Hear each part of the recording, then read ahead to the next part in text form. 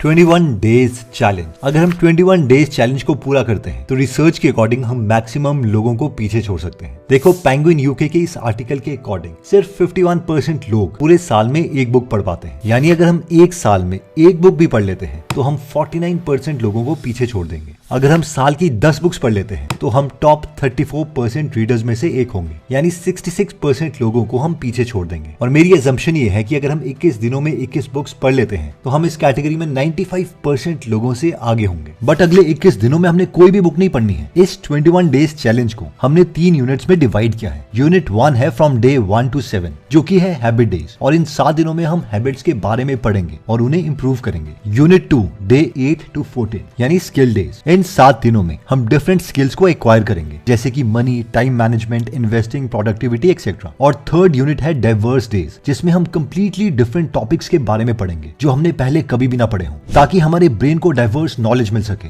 और नई नई चीजें हम सीख सकें। तो स्टार्ट करते हैं यूनिट 1 से, यानी डे 1 to 7। तो डे 1 में हम स्टार्ट करेंगे मिरेकल मॉर्निंग बुक से, जिसे लिखा है हैल एलरॉड ने। तो इस बुक में खास बात यह है कि हैल का एक बार बहुत बुरा एक्सीडेंट हुआ था। हैल अपनी गर्लफ्रेंड के साथ अपनी नई गाड़ी मस्टैंग में 70 किलोमीटर की रफ्तार से जा रहे थे। दूसरी तरफ से एक शराबी 80 किलोमीटर की रफ्तार से ट्रक चला रहा था और हैल की गाड़ी से टकरा गया। धमाका इतनी जोर से हुआ कि हैल की गाड़ी उलटकर दूसरी सड़क पर जा गिरी, जहां पर ट्रैफिक भी ज्यादा था, जिसकी वजह से एक और गाड़ी हैल की गाड़ी से टकरा गई। इस एक्सीडेंट में हैल के अलावा किसी को ज्यादा चोटें नहीं आई, ना उनकी गर्लफ्रेंड को, ना ट्रक ड्राइवर को। लेकिन हैल गाड़ी की सीट और स्टीयरिंग के बीच में बुरी तरह से चिपक गए। जैसे ही उन्हें बाहर निकाला गया, उनकी सांसें रुक गई, लेकिन 6 मिनट के बाद उनकी सांसें दोबारा से चलने लग गई और उन्हें हॉस्पिटल ले जाया गया। उनकी 11 हड्डियां टूटी थी और अगले 6 दिनों में उनकी 7 सर्जरी हुई। डॉक्टर्स ने उन्हें बोला था कि वो कभी भी अपनी व्हीलचेयर से नहीं उठ पाएंगे, लेकिन हैल ने डॉक्टर की सलाह के बावजूद सिर्फ चलना ही नहीं, बल्कि उन्होंने 84 किलोमीटर का अल्ट्रा मैराथन लड़ा।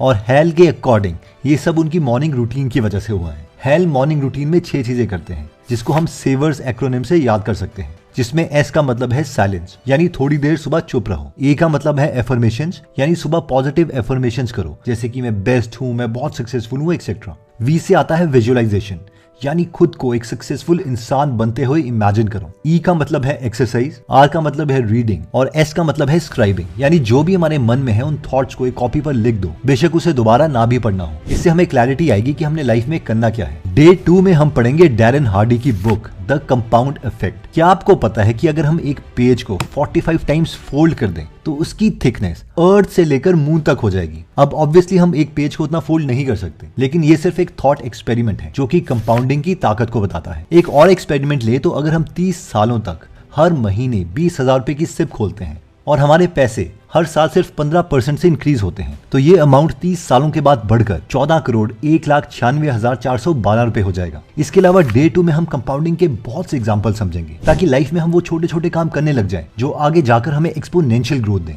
डे 3 में हम रिचर्ड कोच की बुक 80-20 प्रिंसिपल पढ़ेंगे, जिसमें हम बहुत ही इंपॉर्टेंट कॉन्सेप्ट्स को समझेंगे, जैसे कि लाइफ में थोड़े इंपॉर्टेंट काम करने से ही हमें मैक्सिमम रिजल्ट्स मिलते हैं। अगर आपको एक बहुत ही इंटरेस्टिंग एग्जांपल दूं, तो जब इलॉन मस्क और उनकी टीम पेपैल कंपनी बना रही थी, तो उस वक्त जब उन्होंने 80-20 प्रिंसिपल को यूज किया तो उन्हें पता चला कि ये कंपनी तभी सक्सेसफुल होगी जब एक साथ बहुत से लोग पेपैल को यूज करके पेमेंट करेंगे। इसलिए उनका मेन गोल पेपैल में ज्यादा से ज्यादा लोग लाने का था। शुरू में बहुत से लोगों की पेपैल से पेमेंट नहीं हो रही थी और वो गुस्से भरे लोग बार बार पेपैल के ऑफिस में कॉल करते। तो पेपैल की टीम ने शुरू के महीनों में अपने कस्टमर्स का फोन उठाना ही बंद कर दिया। जबकि अगर हम बाकी कंपनीज की स्ट्रैटेजी देखें तो वो कस्टमर्स को बहुत वैल्यू करती हैं, लेकिन पेपैल के केस में उन्होंने कस्टमर्स को बाद में वैल्यू करना स्टार्ट किया जब उनके प्लेटफॉर्म में बहुत से लोग आ गए। इन शॉर्ट, अगर ये 80-20 प्रिंसिपल का यूज नहीं करते तो शायद वो सक्सेसफुल होते ही नहीं। और मैं चाहता हूँ कि ये क्वालिटी आप में भी आए, इसलिए हमने डे 3 पर ये बुक रेकमेंड करी है। डे 4 में हम पढ़ेंगे चार्ल्स डुहिग की book the power of habit. इस दिन हम डिटेल में सीखेंगे कि अच्छी हैबिट्स कैसे बनती हैं और बुरी हैबिट्स कैसे छूटती हैं। इसमें हम क्यू एक्शन रिवॉर्ड सिस्टम को डिटेल में समझेंगे। इसमें सारे एक्सपेरिमेंट्स को सुन के बहुत मजा आएगा कि कैसे मार्केटर्स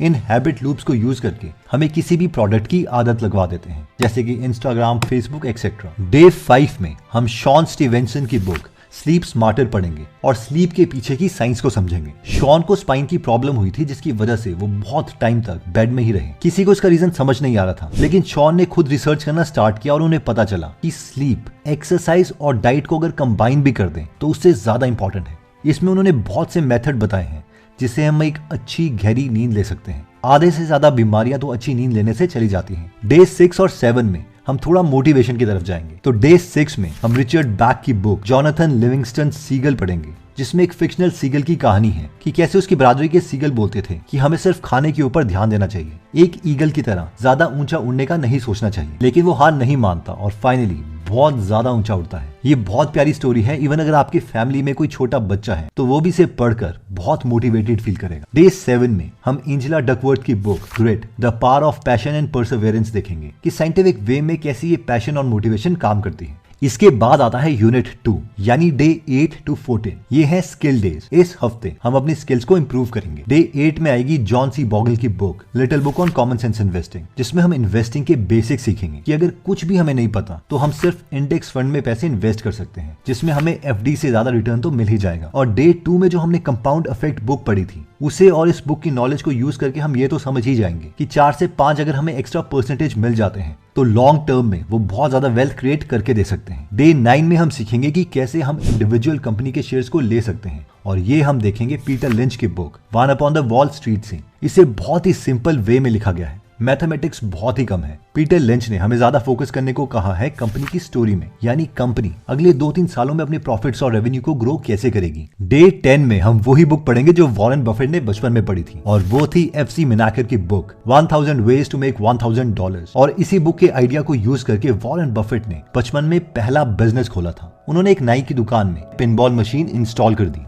इस बुक से जो हमारी लर्निंग होगी वो ये है कि इतने ज्यादा एग्जाम्पल सुनकर हम इसके बाद जो भी दुनिया में बिजनेसेस देखेंगे हम उसके पीछे के सिस्टम्स को समझने लगेंगे कि कैसे ये पैसा बना रही है। डे 11 में हम पढ़ेंगे जोशिया फॉर की book moon walking with Einstein. इस बुक से हम सीखेंगे कि हम अपनी मेमोरी को कैसे इंप्रूव कर सकते हैं। सबसे इंटरेस्टिंग बात यह है कि इस बुक के ऑथर एक जर्नलिस्ट थे और वो दुनिया के मेमोरी चैंप्स को कवर कर रहे थे और बीच में खुद उन्होंने ये मेथड सीख लिए और उसके बाद उन्होंने मेमोरी कंपटीशन में पार्ट लिया और 2006 में वो खुद यूएसए के मेमोरी कंपटीशन को जीत गए, जिसका मतलब है कि कोई भी इन टेक्निक्स को सीख के अपनी मेमोरी इंप्रूव कर सकता है। डे 12 में हम पढ़ेंगे सुजैन केन की book quite the power of introverts. तो हमें से जो लोग इंट्रोवर्टेड हैं यानी लोगों से शर्माते हैं या कम बात करते हैं वो इस बुक को पढ़ के समझ जाएंगे कि इंट्रोवर्टेड लोगों के पास एक पावर है और वो ये है कि वो हाई फोकस्ड काम बहुत अच्छे से कर लेते हैं, जैसे कि मैक्सिमम साइंटिस्ट्स इंट्रोवर्टेड ही होते हैं। डे 13 में हम रॉबर्ट कियोसाकी की book rich dad poor dad पढ़ेंगे और समझेंगे कि एसेट्स और लायबिलिटी में क्या डिफरेंस है। आई नो हम में से मैक्सिमम लोगों ने बुक पढ़ी हुई है, इसलिए डे 13 में हम रॉबर्ट की दूसरी बुक फेक भी पढ़ सकते हैं, जिसमें वो बताते हैं कि आजकल की एजुकेशन मनी सब फेक है, झूठी है। ये भी एक बहुत इंटरेस्टिंग पॉइंट ऑफ व्यू है जो हमें जरूर देखना है। डे 14 में बुक है प्रोडक्टिविटी के ऊपर जॉन डूअर की, जिसका नाम है मेजर व्हाट मैटर्स। इसमें हम OKRs को समझेंगे, जिसका मतलब है कि ऑब्जेक्टिव एंड की रिजल्ट्स। तो जॉन डूअर ने ये काम करने का तरीका